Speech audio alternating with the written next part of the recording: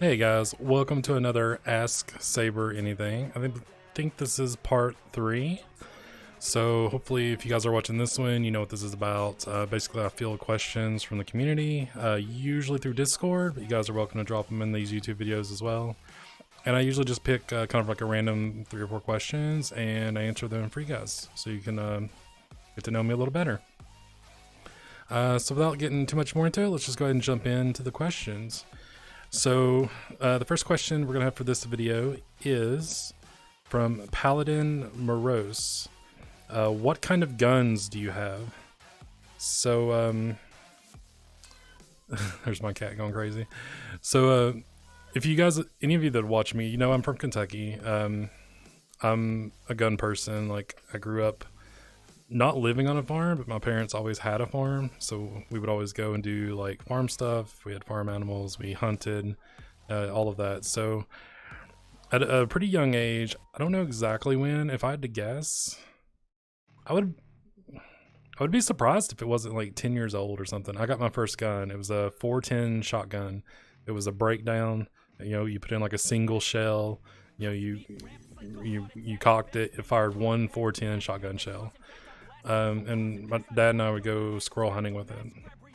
So I've always grown up around guns. I know a lot of people, like, you talk about guns, people have issues with guns, but like I feel like those of us that grow up around them learn to respect them. And in my experience, some of the people that have had issues with guns know nothing about them, and that just perplexes me. Like, I don't see how people can have such issues with the guns when they don't know anything about them. They don't know gun safety. They don't know gun parts. I could talk about this forever because it kills me when I see politicians talk about guns and they're not even like talking about the right stuff. But anyway, we'll skip past that and just get into the question. All right. So what kind of guns do I own? So okay. So what I'm looking at is I actually jotted down a list because most of my guns are in a gun safe at my parents' house, just because I live in a small apartment. Not that I can't have them here, and I do have some here, but so I guess to start, I do still have the 410. It's at my parents because it's kind of like a keepsake for my dad, you know. Also, I don't know, like, I'm real bad with brands, so a lot of these guns I won't be able to tell you the brands of them. But I've got a 410. I've got the 410 shotgun. Like a couple Christmases ago, my dad bought me a 12 gauge shotgun, pump shotgun. I've actually only shot it like maybe once or twice. We have a clay pigeon thrower that we used to take out on the farm, and we've taken it out once, I think, and I used it there.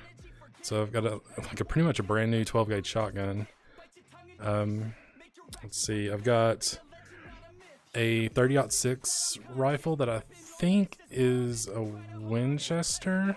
I could be wrong on that. That was my primary like deer hunting rifle that I use. I do have an AR-15, which I've used the last 2 years to hunt with, because you can use a 223 bullet to hunt. Well, to hunt certain things here in Kentucky, and I've actually gotten a couple deers with it. So there's this whole debate on whether you should use 223 to hunt deer, but I mean, it was like one shot, one kill. I mean, it seemed just as humane as any other gun. So I do have an AR-15. When I go out and practice and do like plinking and target shooting, that's usually what I take, just because it's fun and the ammo is kind of cheap. Well, cheap as ammo can be. I do have a 50 caliber black powder rifle that was also a gift from my dad a few years ago. Seems like last time I used that, though, there was an issue with it, and I haven't been able to send it off to get like looked at. Black powder is interesting. It's like now that we're in like modern times, like I feel like black powder is just outdated and it's almost more of a hassle than it's worth, to be honest. But if you ever have a chance to shoot one, it is kind of fun, and it's interesting to see, like, obviously the modern black powder guns are still far above what, you know, like colonials had, right? Like, you can get old time black powder rifles where you're literally pouring in like out of a bag like black powder and doing all that. Most of it now comes kind of compact and like caps, and you put the whole cap in, and so it's not as, like, you don't have to worry about measuring shit, but it's still kind of a hassle. And if it gets wet, like, the cap won't shoot, and it's the whole thing. But I do have one of those. So then I guess as far as pistols go, I have a Glock 19 9mm. Um, Glock 19s are usually pretty high up on the list for concealed carry, which I do have a concealed carry license. I don't usually conceal carry mine though. I find that the Glock 19, because it's a double stack, is a little too wide, and I always feel like if I have it concealed, people can see it through the clothes. Like it's probably just me, but you know, like if you do carry concealed, you want to be comfortable with what you're doing, right? So I usually don't use it concealed. I carry it when I go to like my dad's farm, if I go hunting or something, because then I just open carry. Here in Kentucky, you can open carry without a license anyway. So, you know, kitty cat, she's young and happy. Then I have a Smith & Wesson M&P Shield 9mm. Now this is usually my go-to for concealed carry. I haven't actually concealed carried a lot lately, which then again with COVID, I haven't really left the house much either. It's probably my favorite pistol right now. It only holds like, I think it's got a 7 magazine and a 6 magazine, so it doesn't hold much, but it's a nice little gun if you're looking for like a concealed carry gun. And then my mom actually had a Ruger LCP 380, which is even tiny, like it's literally classes I think is like a pocket pistol. She didn't like it because it doesn't come with a safety, which granted is not a super fun feature for me either. Like I'd prefer guns with safeties, but I usually don't carry chambered either, which there could get into a whole debate on that too, because a lot of people are like, if you don't carry chambered, what's the point? But my counter to that is, okay, like when a person carries, that's not so you can like quick draw someone on the street, right? Like if you're in a situation where you have to like be able to pull a gun on someone and quick draw them on the fly, you're probably fucked anyway, because you know you don't know it's coming, right? So that's my argument. Like I'd rather not have it chambered and then have it as an option to where I could pull it out and then chamber it if I needed it for some real reason.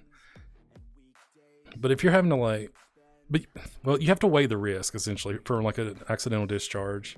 So I would just rather not have it chambered. Now, if you lived in like, I don't know, inner city gang territory where it was very likely that you could be mugged on the way home from your job or something, sure, carry chambered. You know, or if you're in, God forbid, in the gangs or in the drug trade or some shit like that, then sure, carry chambered. But like where I'm from, like I think in my hometown, we had like one murder in like 30 years, 40 years. You know, in the city I'm in now, I'm sure that's higher, but it's still like it's a college town. Like it's not that bad. Like, so you know, you got to weigh the risk. So I usually don't carry chambered.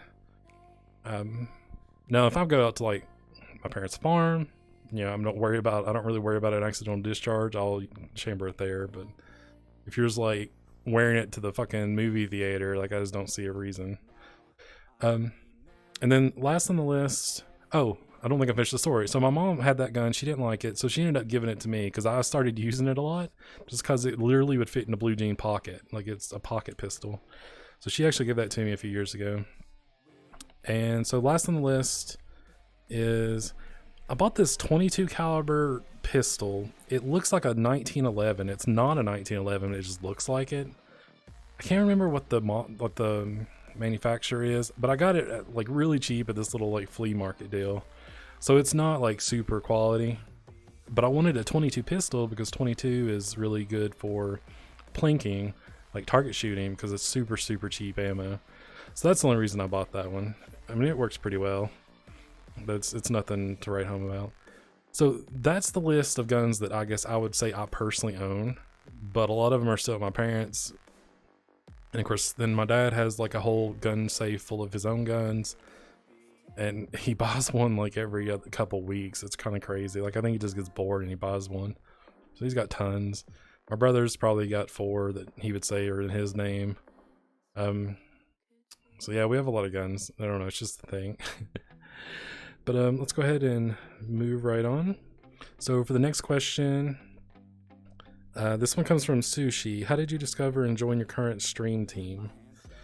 Okay, so the stream team that I belong to is Virtual Streamers Worldwide, VSW.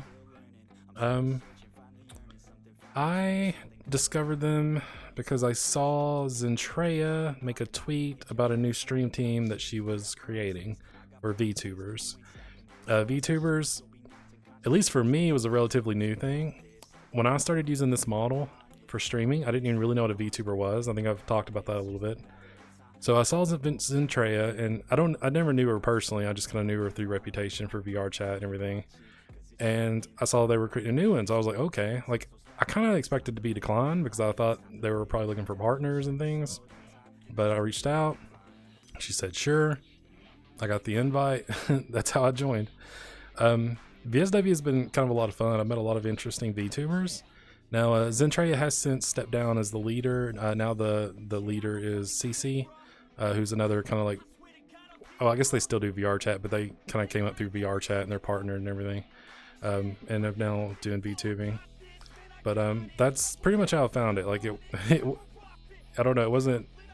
I don't know if that's a super interesting story, but that's how. I just kind of saw the tweet, I applied, and had a lot of fun meeting with the new people in it. Well, let's move on. Let's do our last question for this episode. This comes from Bismarck. What is your favorite anime series? So this usually shocks people. I'm not the hugest anime person. Like, my anime list of like what I've watched is probably relatively small. Certainly smaller than what most people would probably guess. I tend to like things that are on the mature side.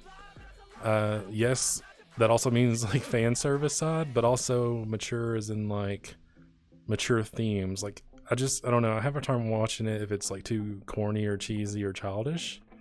So what that means is it's hard for me to pick just one. So I'm gonna give you a couple of my favorite, and you'll see real quick. So probably the top of my list, in all honesty, is High School DxD. And if you've seen it, you're probably like, oh, okay, because it is heavy on fan service, but I legit like the plot, and I know that's like a meme to say, but if you've never seen it, it has to do with like angels, demons, and fallen angels, like all in this like three-way war fighting each other. And I really like the dynamic that the devils aren't just automatically the bad guys, you know, because in most like theology, is that the right word? Theology, I guess, you know, dealing with angels and demons, like demons or devils are always the bad guys. So I like that they kind of mix it up to where the devils aren't necessarily, you know, just the bad guys. Another one that I really liked is High School of the Dead. In my opinion, High School of the Dead had like so much potential. Yes, it had a lot of fan service, but it had like gore, it had like mature themes. Of course, it had like the whole zombie niche to go on. I was so disappointed that it only lasted one like season. Like they had characters that looked so cool that they never even got to, like the sniper friend chick that was at the military base. Like you see her a time or two and then that's it. She looked so cool and I loved her attitude, but then like you never even hear about her because they stopped after the first season. So I feel like it had a lot of potential, but it was a pretty good one. And then third one I'll mention is Attack on Titan. Like Attack on Titan, obviously I feel like it's probably pretty popular up on high most people's list. I just like the intrigue and like the mystery and like again the mature theme. And obviously if you've, you know, not spoiling anything, but tons of people die in this, people that you don't really expect to, and so it's not got that like hand-holdy like fairy tale thing going on. So it's just a very mature like anime. So yeah, so there's three. So those are just kind of the types I like. And I mean I do like lots of other ones. It's just, you know, I had to think up a couple for this. All right. Well, I think that's going to actually conclude it for part 3 of the Ask Sabre Anything. If you guys would like to ask me questions, hit me up on Discord. There's a whole section in the Discord for asking your questions. You can also post them down below. If you like this video or would like to see more, make sure you hit that subscribe button to help me out. And I'll catch you guys next time.